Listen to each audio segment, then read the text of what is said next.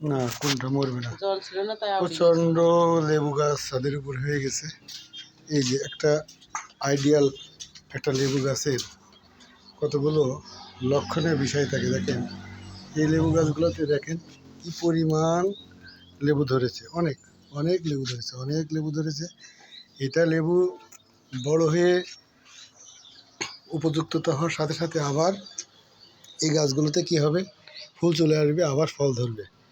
তো লেবু গাছ, লেবু আমার অনেক প্রিয় ফল। লেবু ছাড়া তো এখন কোনো কিছুই খাওয়া দাওয়া সম্ভব না। তো সেই ধারাবাহিকতায় আমি কিন্তু এই যে একটা লেবু গাছ, কাগজি লেবু, এটা অনেকগুলো লেবু গাছ কিন্তু আমি সংগ্রহ করে এই টবে লাগিয়েছি। হ্যাঁ, তো আসলে এটার ফলপ্রসূ কত দূর হবে যায় না। এদিকে আবার পেঁপে গাছ আছে, এদিকে আছে মেহেন্দি গাছ, এটা ডালিম গাছ, তারপরে এই যে ঘ্যাটকোল, এবং এইটা এই যে কি বলে এটাকে, এই অনেক সুন্দর গাছ এগুলা।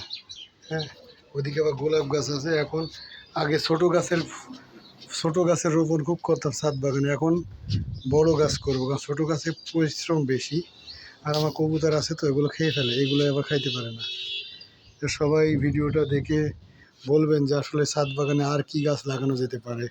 পরিকল্পনায় আছে একটা পেয়ারা গাছ কিনবো, সবেদা গাছ কিনবো, তারপরে ডালিম গাছ আরও একটা নিয়ে আসবো, যেগুলো বড় ফল, এগুলা ফলের বাগান, ছাদ বাগান করব। 2 বছর করলাম ছোটো ছোটো মরিচ গাছ, বেগুন গাছ, অনেক বেগুন, অনেক মরিচ হয়েছিল। কিন্তু এখন এই বড় গাছ করলে এতে পরিশ্রম কম, সহসাই ফল আশা করা যায়, 12 মাস ফল হয়। ধন্যবাদ সবাইকে।